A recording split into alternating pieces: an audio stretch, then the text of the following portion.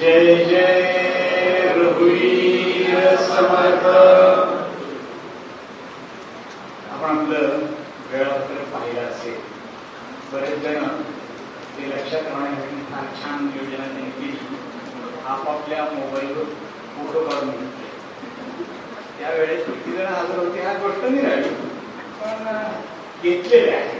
तर आता हे तर ऊस आहे. कैलासवासी मामासाहेब गांगर ही शिबिर रचना त्यांनी केली, शिबिर सुरुवात केली आणि हे सर्वात त्यांचा आवडतं सत्र. आणि तिन्ही बाल, युवक आणि प्रापंचिकांमध्ये या हितगुजाची मांडणी ते इतक्या सुंदर पद्धतीने करायचे की बालांसाठी त्यात गोष्टी रूपातून कुठे काय आजच्या दैनंदिनीचं काय न्यायचं हे असायचं. युवकांसाठी काहीतरी असे स्फुल्लिंग तयार होईल, एखादी प्रेरणा तयार होईल, एखादं काम तयार होईल अशी असायची. आणि प्रापंचिकांकडे सांगेन गोष्टी युक्तीच्या शाळा अशा स्वरूपाने त्यांचं हितगुज असायचं. काल अलकाताईंनी मामांचं शेतकरीतलं कार्य आणि त्यांचा शेतकरीतला धावता पट मांडला आणि त्यांचा आवडता ईशावास्य उपनिषदातली ओळी म्हणून सांगितली. तशी त्यांच्या आणखी 2 आवडीच्या ओळी होत्या. त्यावर मी आज थोडंसं काहीतरी बोलणार आहे. जीवने यावदादानं स्यात् प्रदानं ततोदिकं इत्येषां प्रार्थनास्माकं भगवन् परिपूर्यताम्. असं आपण आज सकाळी दररोज प्रातःस्मरणात म्हटलंय. हे त्यांचं अत्यंत आवडतं. आणि आजच्या हितगुजाच्या शेवटी त्यांच्या दुसऱ्या ओळीचा उल्लेख करेल, जी त्यांची अत्यंत आवडती होती. म्हणून मी आज 2 मुद्दे मांडणार आहे. दिनचर्या हा एक मुद्दा असा आहे की मगाशी हर्षदानं माझं आमच्या खोलीत बोलणं चाललं होतं की हे बालांसाठी मुद्दे, युवकांसाठी दिनचर्या वगैरे हा येऊ शकेल, प्रापंचिकांसाठी कसं काय होणार आहे. कारण तेव्हा दिनचर्येमध्ये हाही आढावा घेतला जायचा की आज सकाळपासून आतापर्यंत आपण प्रत्येक सकाळतून काय काय केलं असं त्याचा गोषवारा पण यायचा. आणि इथून शिबिरातून घरी गेल्यानंतर आपली दिनचर्या काय असावी हा विषय त्यात यायचा. तर प्रापंचिकांसाठी असं या दिनचर्येसंदर्भात काही सुचवता येईल का, करता येईल का, हर्षदाच्या मनात बरेच प्रश्न होते आहेत असून. आणि ह्याला थोडंसं हे उत्तरही असावं माझं आत्ताचं पुढचं बोलणं. आणि दिनचर्येचं महत्व सर्वांसाठी आहे हेच तर मामा सांगत असतात. इथे अनेक वेळा काल अलकाताईंनी सांगितलं की 5 मोठे दिग्गज माणसं, खरंच आम्ही भाग्यवान सगळे, अलकाताई काय मी काय सगळे झाले ते 85-86 सालपासून 99, 2002 पर्यंत, 2003 पर्यंत, 99 पर्यंत स्वतः मामा होते. 2003 पर्यंत किंवा 2005 पर्यंत सुद्धा डॉक्टर काका मधून यायचे जायचे. त्यावेळेस त्या काळातले जे शिबिर आणि त्या शिबिराचे जे होते, जे कार्यकर्ते होते ते खरंच भाग्यवान आहे की या 5 थोर मंडळींना एकाच वेळेला वेगळ्या ठिकाणी वेगळ्या विषयावर असं ऐकायला मिळालं आणि ती एक माळ तयार झाली. त्यात सुनीता चिंचोलकर हे तर शब्दप्रभू होते, अभ्यास तर होताच. आणि हा चार्टर्ड अकाउंटंट हा, पण त्यांचे हिशोबाचे बॅलन्स शीट वेगळे होते. त्यांच्या लायबिलिटी साईडला सगळ्या ज्या होत्या त्या वाचनांची पुस्तकं होती आणि ऍसेट साईडला जे काही जनतेला द्यायचे त्या पुस्तकातून आलेलं, लायबिलिटीतून आलेलं जे असेल तो अशी त्यांची बॅलन्स शीटच वेगळी होती. त्यांनी घरातल्या लोकांनाही तसं ठरवलं. आणि एक वाक्य आमच्याकडून तयार करून घेताना सुद्धा ते करून घ्यायचे. त्यांचं एक वाक्य मला आता दिनचर्या म्हटल्यावर आठवलं. ज्यांना दिनचर्या नाही त्यांची चर्या दीन असते. ज्यांना ज्यांना दिनचर्या नाही त्यांची चर्या दीन असते. आणि आपल्याला हे मान्य आहे की आपली चर्या दीन असावी का आपल्याला दिनचर्या असावी. अतिशय सोपं पण करायला अत्यंत कठीण, सातत्य टिकवायला त्याहून कठीण. पण ही दिनचर्या आपल्याला खरंच थोडीशी, आता माझ्या समोर बसले हे सगळे या प्रवेश पत्राच्या अटीप्रमाणे असतील तर कोणी 65च्या वरचा नसावा. आणि त्या अर्थाने मी ज्येष्ठ नागरिक म्हणून आता तुमच्याशी बोलतो आहे.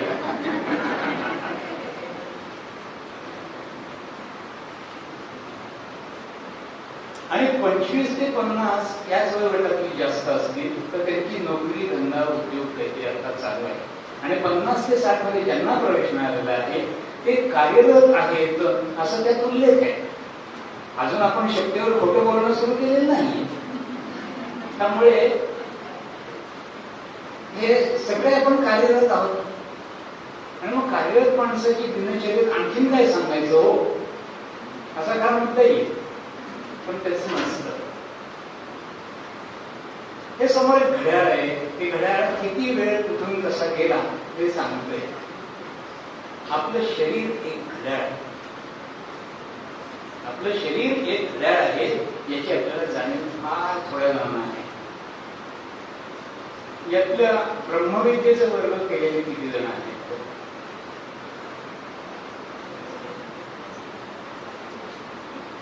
त्यांना हे वाक्य बरोबर पटलेलं असेल. प्रगत हो, प्राथमिक हो, वाचन जर असेल आणि रोज तिन्ही सेशन प्रकार जर रोज चालू असतील तर हे नक्की झालं. रोज सातत्य नसतं हेच तर धमाल असते ना. Everybody has to run to remain on the same place. ही आम्ही शहरातल्या लोकांची अवस्था आहे. Everybody has to run and now faster run to remain on the same place. प्रगती नाहीच, फक्त अधोगती नाही एवढी. आणि ती एकाच बाबतीत अर्थकारणाच्या बाबतीत मी आर्थिक सुबत्तेकडे गेलो, या पलीकडे काय.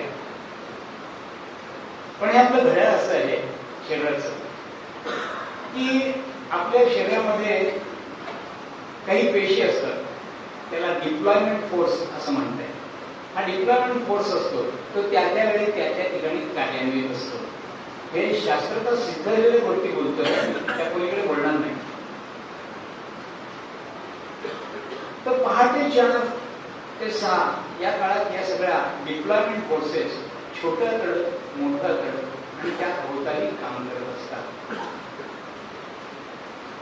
जर तुम्ही पहाटे जागे राहिलात, मी कॉटवरून उठलाय असंही म्हणलेलं नाही, जागे राहिलात तरी ते कार्यान्वित होतात आणि काम करायला लागतात. जर कोणाला बद्धकोष्ठता असेल तर कुठलंही चूर्ण कायम घेण्याऐवजी किंवा कायम चूर्ण घेण्याऐवजी फक्त पहाटे 4 ते 6 जागे राहा. सकाळ डोळे उघडून जागे राहा.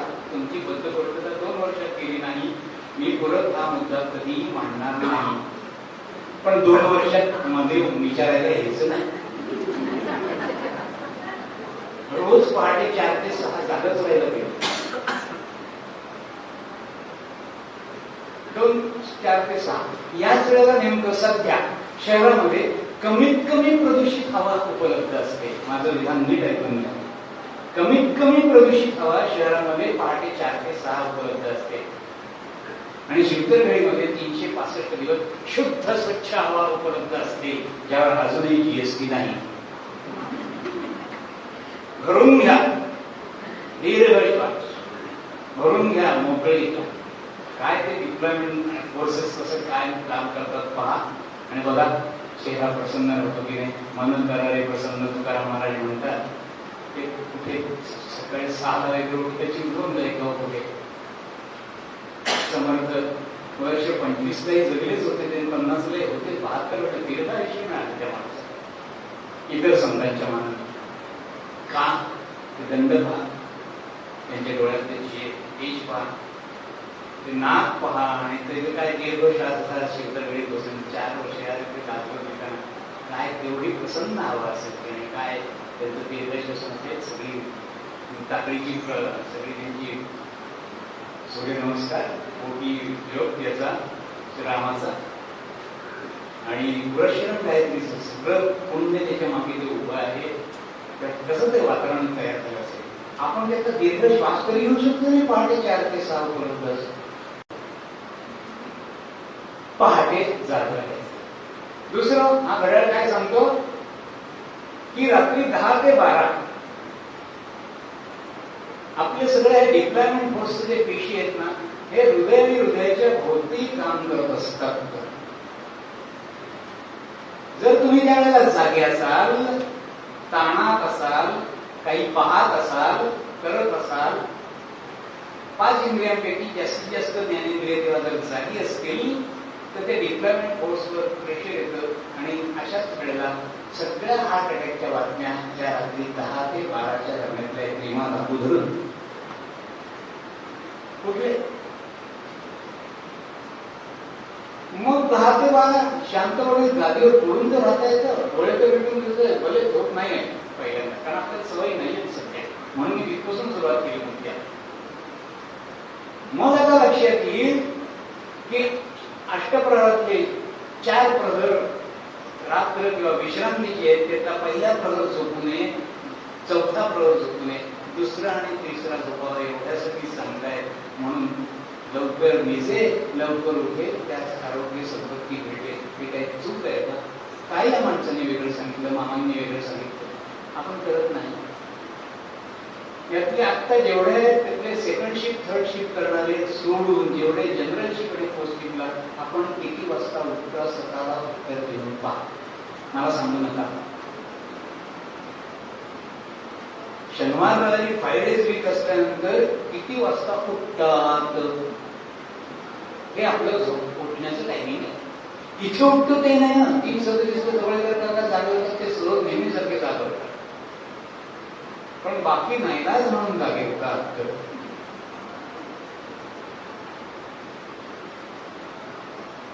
तो साधा नाही. फक्त माझी सांगण्याची धाटणी थोडीशी वेगळी आहे. मामाने इतकी मृदू असणं शक्य नाही आणि फार तत्वज्ञानाचं फार त्याला देऊन सांगणार नाही, पण बाप दाखवून नाही तर श्रद्धा कर या पक्षातला मी आहे, त्यामुळे तसं तसं सांगत जातो. साधं आहे. तर आता तुम्ही तुमची उत्तर देऊन पहा, आपण किती वाजता झोपता. मी आता फक्त उलट्या अर्थाने विचारतो, कोणाला वैयक्तिक विचार करतो. 10 वाजता झोपणाऱ्यांनी हात वरती करा. वा. 11 वाजता घड्याळात पाहिलं नाही, पण आता जागच राहता येत नाही म्हणून झोपलेल्यांनी हात वरती करा. का? कसले साधे नियम, आणि हे साधे नियम आपल्याला दिनचर्येमध्ये येतात. हे साधे साधे नियम. हा झाला फक्त एक दिनचर्येत आपल्या शरीराचं असलेलं घड्याळ. त्यांनी दुसरं, इथे आपण जे जे शिकलो ते युवकांना किंवा बालांना आम्ही सांगायचो, अमुक वेळ काढा. आता तुम्ही म्हणणार की इथे आता आम्ही छान रामरक्षा म्हणली, मारुती स्तोत्र म्हणली, बऱ्याच जणांचं नित्य पाठाचं आहे, पण ज्यांचं नाही त्यांच्यासाठी हे आवाहन आहे की नक्की संध्याकाळी जर तुम्ही आंघोळ वगैरे करत असाल किंवा ऑफिसमधून आल्यानंतर हात पाय धुवत असाल, कारण आपली तेही विचारावं लागतं, पाण्याचे घातले असेल डायरेक्ट ते डायनिंग टेबलवर सुद्धा जाणारी माणसं आहेत, त्यामुळे जर तसं असेल तर या बाथरूम मध्ये असताना आपण नेमकं काय गुणगुणतो तेव्हा हे गुणगुणणं होते ना. रामरक्षा, नवग्रह स्तोत्र कितीच होतं. सकाळी आंघोळ नक्की करतात, बरोबर ना. अजून तरी ती परंपरा राहिली. सकाळी आंघोळीची हळद त्याला प्रातस्मरणात ते सगळं आत्मशक्यत वगैरे म्हणता येईल. वेगळा वेळ द्यायचा नाही. आत्ता काय चाललंय याच्यात फक्त उलट करायचं आहे. ते जसं मगाशी मागणी त्यांनी सांगितलं की ते विशी त्यांचा ग्रुप कसा आहे, पण तो विशीचा अर्थ वेगळा आहे. फरक केला ना, वेळ तोच होता. या संतांना सुद्धा 24 तासाचाच दिवस होता ना, आपल्यालाही 24 तासाचाच दिवस आहे, पण आपल्या आळसाच्या वेळी 24 तासाकडे झुकतो, त्याला गुण म्हणतायत आणि सत्वगुणाकडे जाताना ह्या राजस गुणाचा आधार घेत जायचंय म्हणून मी हे सुचवतोय. या व्यावहारिक सूचना आहेत, त्या गुणात कसं बसायचं ते नंतर बघूया. दुसरं मामासाहेब दांडेकरांचा कायम आग्रह असायचा की मी जो आलो आहे तो निश्चित वैयक्तिक उद्दिष्ट आहेतच, पण वैयक्तिक उद्दिष्टाबरोबर मी समाजाशी बांधील आहे आणि समाजाशी जर बांधील असेल तर माझं प्रत्येकाचं सामाजिक कर्तव्य नक्की असलं पाहिजे, निश्चित असलं पाहिजे. हे नक्की जीवने यावत आदानं स्यात् प्रदानं ततोधिकं. मला जे जे माझ्याकडे आलेलं आहे त्याच्यापेक्षा मी जास्त देण्याचा प्रयत्न केला पाहिजे. ती शिवामूठ असेल पण ती पाहिजे, हा मामांचा आग्रह असायचा. एक संपूर्ण सगळेच तास 24 तास त्यांनी दिलेच. पण इथे अगदी मी सोपा मुद्दा आपल्याला म्हणतो की या जीवने यावत आदानं स्यात् प्रदानं ततोधिकं ही प्रवृत्ती निर्माण होण्यासाठी आपल्याला साधे साधे प्रश्न भेडसावले पाहिजे. आणि त्यासाठी आत्ताच्या मध्यमवर्गाची स्थिती काय आहे ती आपण पाहूया, कारण आपण सगळे मध्यमवर्गीय. इथे एखाद दुसरा कोणी उद्योगपती वगैरे असं नाही ना, उद्यमशील आहेत सगळे असं बरोबर, पण उद्योगपती नसावे, त्याला आपण सगळे मध्यमवर्ग. आणि हा मध्यमवर्ग सध्याचा वागतोय ना ते सुहास जावडेकर म्हणून अजिबात पसंत नाही. माझ्या मताला किंमत नाहीये, मला माहितीये, पण या व्यासपीठाला किंमत आहे आणि म्हणून त्या व्यासपीठाचा वापर करून मी बोलतोय. आत्ताचा मध्यमवर्ग नादानपणे वागतोय असं माझं वैयक्तिक मत आहे.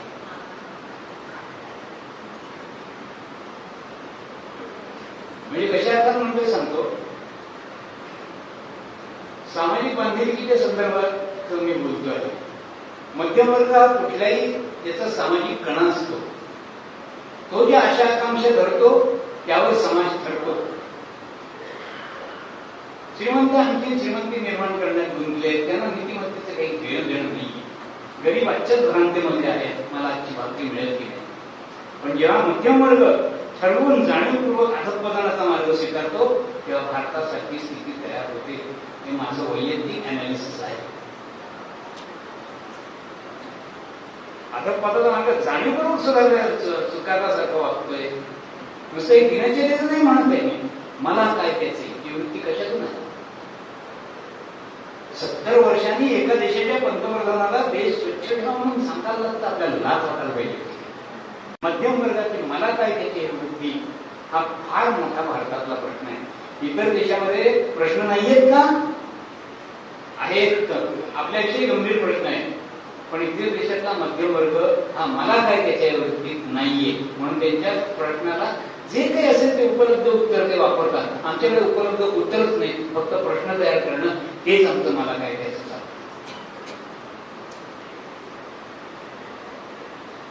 उपलब्ध साधनं जशी आहे तशी माझी उपलब्ध कॅपॅसिटी मी वापरतच नाही, समाजाची नाही, घरात सुद्धा. दुसरं काय होतंय, या मध्यम वर्गाच्या जाणीवा 2 तऱ्हेने विभागले गेले. हे थोडंसं अनालिसिस महाराष्ट्राची शोकांतिका हे पुस्तक ज्यांनी वाचलेलं असेल अरुण सारथींचं, अरुण सारथी हे टोपणनाव त्यांच्या याच्यावर जाण्यासाठी आहे. पण त्याचा मूळ आधार न्यायमूर्ती महादेव गोविंद रानडे यांनी भारतीय माणसाच्या प्रवृत्ती संदर्भात ज्या दिल्या होत्या. श्रमांचा अभाव, मला काय त्याची वृत्ती, घेण्या देण्याचे व्यवहार जास्त, बौद्धिकतेला कमी अवसर, चिकाटी नाही. त्यांनी एके ठिकाणी एक वाक्य महादेव गोविंद रानडे लिहिले की भारतीयांचं ज्ञान आणि जर चिकाटी आपण ब्रिटिशांकडून घेतली तर किती पद्धतीने हा भारत सुधारू शकेल असं तेव्हा तर 150 वर्षापूर्वीचं त्यांचं वाक्य आहे. पण आपण चिकाटी नाही घेतली. चिकाटी ज्यांनी ज्यांनी घेतली त्या लोकांनी अलौकिक काम केले. निश्चय ज्यांनी ज्यांनी केला, अहो या माणसाचं सर्टिफिकेट आहे त्या माणसाला निश्चयाचा महामेरू. काय निश्चय असेल 36 वर्षात आलं तर केला. काय ती माणसं होती, तानाजी, बाजी, येसाजी, कोंडाजी अगदी निरक्षर माणसाने सुवर्णाक्षरात लिहायचा इतिहास तयार केला आणि आम्ही मध्यमवर्ग आज पोटाचे आमचे प्रश्न नाही, निवाड्याचे प्रश्न नाही आणि मला तर त्याच्या वृत्तीने आम्ही समाजाकडे पाहतो सगळे प्रश्न वाढल्याचे सरकार जबाबदार म्हणून माझी काहीतरी नक्की वाटा आहे या कचरा करण्यात जर माझा वाटा असेल तर उचलण्यातही माझा वाटा असेल. म्युन्सिपालिटी काहीतरी गेलो सोडून 70 वर्षांनी एका देशाच्या पंतप्रधानांना सांगा 125 कोटी आहेत.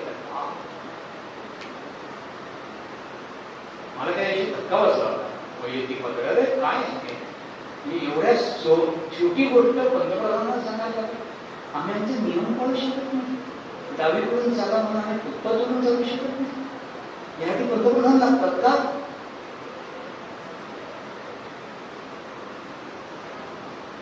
नाही. मध्यवर्गाचे 2 वृत्ती मला अतिशय आज आणि त्या आता त्याला म्हणजे तमो गुणाचं रूप आल्यासारखं पाहिजे. 11 स्वरूप त्याचं घेतलेलं ते मगाशी मी मूर्ख लक्षणात बोललो नाही. मार्गे जाय खातं खातं एक संवाद सांगतो म्हणजे आपण कुठे चाललो हे लक्षात. हिंजवडी म्हणून पुण्याच्या जवळचा IT पार्क तिथे तरुण मुलं चालली होती. वडापाव खात ते लॅपटॉप त्यांच्या गळ्यात असा तो लावलेला आहे. वडापाव खात काय मागे त्यांच्या मागे जी मोठी बिल्डिंग बांधण्याच्या लमाणी कामगार चालले आहेत, बायका चालल्या आहेत. त्याही हातात काहीतरी घेऊन खात आहेत. पण त्यांच्या हे नव्हतं, वडापाव नव्हता. त्यांनी पहाटे लवकर उठून त्या चुलीवर केलेली भाकरी होती आणि ती बाई म्हणते त्या लमाणी बाई दुसऱ्या लमाणी बाईला म्हणते की कुत्र सुद्धा एका जागेवर उभं राहून खातोय नाही आपलं काय विषय. आणि तर तो हे ऐकणारा मराठी IT ऑफिसर होता. तो म्हणला आपण असं खातोय म्हणून तरी थोडस जगतोय. दोन्ही वाक्य ही समाजाचं विधारक दृश्य दाखवणारी आहे. त्याला हे वाक्य चुकीचं वाटलं नाही. आपण हे असं खातोय म्हणून आपण जगतोय, कशासाठी धावतोय त्याला विचारलं उत्तर सांगता येणार नाही. मध्यम वर्गाची आजची स्थिती पण त्याला पुढे आव्हान राहिली नाही. आव्हान राहिले असेल तर त्याच्यात परत 2 पदं येतात. एक म्हणजे जो मध्यम वर्ग सुशिक्षित मध्यम वर्ग आहे त्याला समाजाने काहीतरी करावं असं वाटत असतं बरं, पण त्याला त्याची काही ठिकाणी जात अडवी, काही ठिकाणी त्याची प्रतिष्ठा अडवी येते, काही ठिकाणी समाजाने नाकारले पण अर्थ येतं. आणि नेमकं काम केलं तर त्याची कामाची उद्दिष्ट सुद्धा त्या रिटर्न्स पण त्याला उपलब्ध पाहिजे असतात आणि ते नसल्यामुळे तो काम करत नाही. मग काय होतं ही लोक काय करतात इतक्या आर्थिक स्तरावर आपलं स्वतःचा स्टँडर्ड ऑफ लिव्हिंग आणून ठेवतात की समाजामध्ये मानसिक तरी तयार करतात आणि त्यांच्याशी वेगळा आणि यांची मुलं परदेशात जायला लागतात की परत इकडे येत नाही. आमच्याच पैशावर शिक्षणावर ते मोठे झाले, परदेशात गेले, पण भार्गव सारखे त्या स्वदेशासारखे कोणी परत आले नाही, ते तिकडेच राहिले. हे दुर्गोच्य व्हायला लागलाय. मध्यम वर्गाचे चित्र आता तालुका गावात सुद्धा व्हायला लागले. पूर्वी ते शहरात होतं, जिल्हा शहरामध्ये होतं, आता तालुका गावात दिसायला लागलेलं आहे. आणि प्रगतीच्या भौतिक प्रगतीच्या सर्व कोणा या एकमेकाला सांगण्यासाठी सगळेजण भेटतात, पण कोणीही सामाजिक बांधिलकीसाठी कधी एकत्र भेटत नाही. या अनालिसिसवर मामासाहेब आंदोलनाच्या या जीवने यावं लागलं. आता तरी आपण जागे होऊ आणि जागे होऊन कामात सुरुवात करू. काय काय करता येईल आपल्याला? हजारो गोष्टी करता येतील. तुम्ही तुमच्या घरातला वर्ग सुरू करा. तुमच्या घरात इथे ज्यांना नाक किंवा नातू आहे ते ह्या वर्ग केला.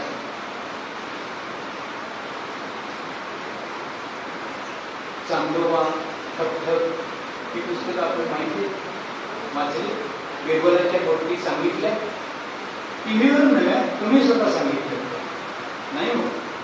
मग त्यावर एखादा मनातले श्लोक सांगता येईल आणि एक मधाचं बोट त्यांना द्यायचं असतं आणि मग पुढले 4 बोटा आपल्याला पाहिजे ते तिथून त्यांना द्यायचं असतं. 84 साली विकासचा वर्ग सुरू केला. त्या मुलांना सूर्यनमस्कार करून कराटेकडे नेताना मी एक सांगितलं होतं त्यांना मुलांना की तुमचं अडचण काय आहे सांगा. ते सगळे म्हणा आम्हाला इंग्लिश ग्रामरची भीती वाटते. मी म्हटलं मी तुम्हाला रेव्हरंड मार्टिन शिकवतो, पण एका अटीवर तुम्हाला शिवचरित्र ऐकावं लागेल. तर माझं बोट मी पुढे केलं, त्यांची समस्या त्यांनी पुढे केली. शिवचरित्रही त्यांचं ऐकलं गेलं. रेव्हरंड मार्टिन झालं माझं इट इज अ प्रोनाउन, इथपासून माझाही अभ्यास सुरू झाला. झालं आपल्या घरातल्या लहान 10 वयाच्या वडील तिथे चित्रवेळीला पाठवलं की त्याचं शिबिर होऊ दे ना. इथे 4ला उठण्याची एकच आठवडा आधीवर जरासं काही केलं नाही. 355 दिवस उरले. तुमच्या घरात ज्या वेळेला इथे उठायला लागलाय त्यावेळेला तो उठताना तुम्ही जागे राहा ना, बस बाकी आणखी काही करायचं नाही. आणि मग आता सामाजिक बांधिलकीचा जो मामांचा एक महत्वाचा मुद्दा असायचा, त्याची आधार घेणारे आम्हा सर्व कार्यकर्त्यांना आपल्याला आठवतोय, सर्व जुन्या कार्यकर्त्यांना मामांनी एकनाथजी नगरेंचं सेवा साधना हे पुस्तक रॅपिड रीडर म्हणून वाचायला दिलं होतं. अभ्यासक्रम म्हणून कार्यकर्ता होण्याचा अभ्यास साधना ऑफ सर्व्हिस म्हणून इंग्लिशमध्ये आजही उपलब्ध आहे आणि सेवा साधना म्हणून मराठीत उपलब्ध आहे. इतकं सुरेख पुस्तक कार्यकर्त्याला जगात कुठेही पाठवून कुठल्याही पक्षाचं काम करा, कुठल्याही संस्थेचं काम करा, कुठलंही काम करा, पण इतकं सुरेख पुस्तक अजून मी पाहिलेलं नाही.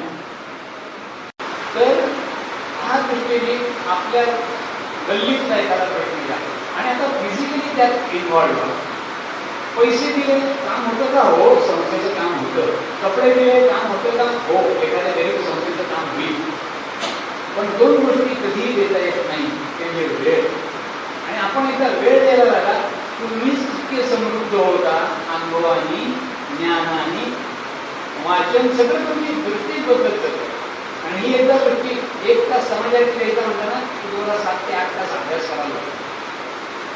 आणि मग अवांतर गोष्टींकडे लक्ष आपोआपच कमी होत जातं. म्हणून मामा सांगतात की आपण आपल्या गल्लीतला, आपल्या गावातला एखाद्या प्रश्नात फिजिकली इन्व्हॉल्व व्हा. आत्ताच्या मराठीमध्ये फिजिकली इन्व्हॉल्व व्हा, झोपून घ्या. पूर्वीचे संपादक पूरा भिडे, ज्यांना आपण मनशक्तीचे संस्कृती म्हणून ओळखतो, त्यांनी एक छान चौकट तयार केली. तुम्हाला स्वर्ग निर्माण करायचं का? अत्यंत सोपं. 1 तास समाजासाठी द्या, तुम्ही 7व्या नरकात नक्की आहात. तुम्ही 2 तास समाजासाठी द्या, तुम्ही 4व्या नरकात आहात. तुम्ही 3 तास समाजासाठी द्या, तुम्ही 5व्या नरकात आहात. तुम्ही 4 तास दिवसाला 4 तास द्या, तुम्ही 4थ्या नरकात नक्की आहात. आणि तुम्ही आयुष्य आणि 7 तासाच्या वर समाजाला गेला, स्वर्ग इथेच आहे, तुम्हीच तयार केलं. हेच आपल्याला करायचं. यांनी काय केलं? अवघा हल्लकल्लोळ केला. 36 वर्षे त्या माणसाने छात्र केले आणि यांनी ब्रह्म केले. 36 वर्षात काय तर इतिहास असेल. 1608 ते 1672. 36 वर्षात बदलू शकतो संपूर्ण हे. माझे 36 सवयी मी बदलू शकतो, कारण माझा सुधारण्याची 36 आकडा आहे. पु ल देशपांडे म्हणतात कसं, आजार आणि सुधारणा वैयक्तिक पातळीवर भेडसर. आजार आणि सुधारणा वैयक्तिक पातळीवर भेडसर आहे. आजाराला औषध आहे, सुधारणेला मनाचं औषध आहे फक्त. म्हणून मनाची श्लोक. दररोज एक श्लोक म्हणा. 205 जाऊ दे ना कामावर मुलांच्या. आणि ते रेकॉर्डेड नव्हे. सुरेश वाडकर आवाज फार छान असेल, पण मी जेव्हा म्हणेन ते त्या माझ्या नातीला जास्त लक्षात येईल. आपल्या घरात आपण एक श्लोक बरोबर म्हणाल किती वेळ लागतो. हल्ली मुलं जेव्हा कॉलेजची कोणी आंघोळी जातो तेव्हा बाहेरच्या आंघोळीच्या बाहेर येणाऱ्या आचरण काय, कोण हात आंघोळीला गेला हे कळतं. इथे पहिल्यांदा आमची बाथरूममध्ये डायरेक्टच्या मागे होते. तर बाथरूममध्ये आंघोळ करत होतो मी. भूषणदादा आमचा भूषण देशमुख म्हणून पाहिजे, मामा सुहादादा आंघोळीला गेले. म्हणजे कसं होतं, एकांमध्ये स्तोत्र म्हणतो का सोहळ आहे. किती वेळ बाथरूममध्ये माणूस एकच झालं ना. 16 वाजले किती तर म्हणून झाला, वेगळा वेळ द्यायला लागला नाही. 7-8 तासांची लोक मी कधी चुकलो ना. ऑफिसला कधी वेळेवर पोहोचलेलं असं झालेलं नाही. पण माझं 16 आहे म्हणून झालं ते 7:15 वाजता घालून जागे होते. 7-8 काम पडले नाही.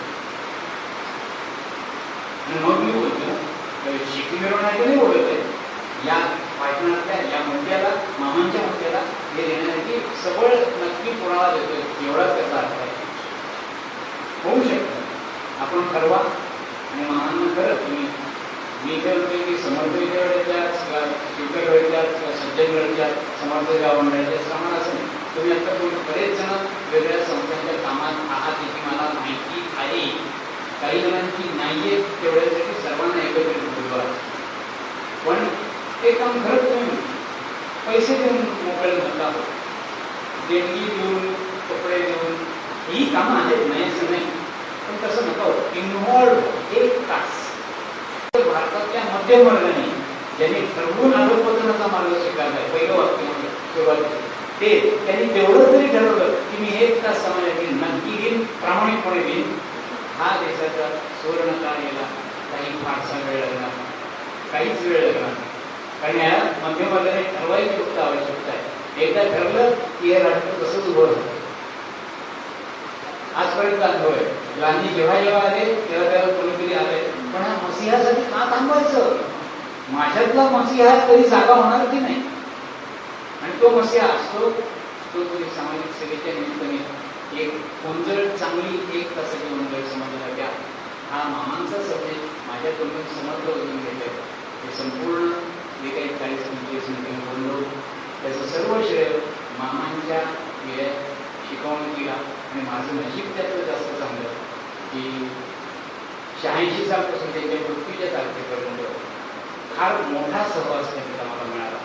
फार 2 माणसांनी मोठी कामं केली. मामासाहेब दांडेकरांच्यामुळे माझ्याकडे यांची ओढ माझी वाटली आणि बाबासाहेब पुरंदरे आणि पुणे दांडेकरांमध्ये मला जंगल पकडणं आणि किल्ले पाहणं हे माझं काम सुरू केलं. या तिघांच्या हे कृतज्ञता आहे. आणि हे मी बोलतो आहे मामांचा संदेश तुमच्याकडे पोहोचतो म्हणून हवा घेत इथे थांबवतो. मामांची त्या जय जय रवी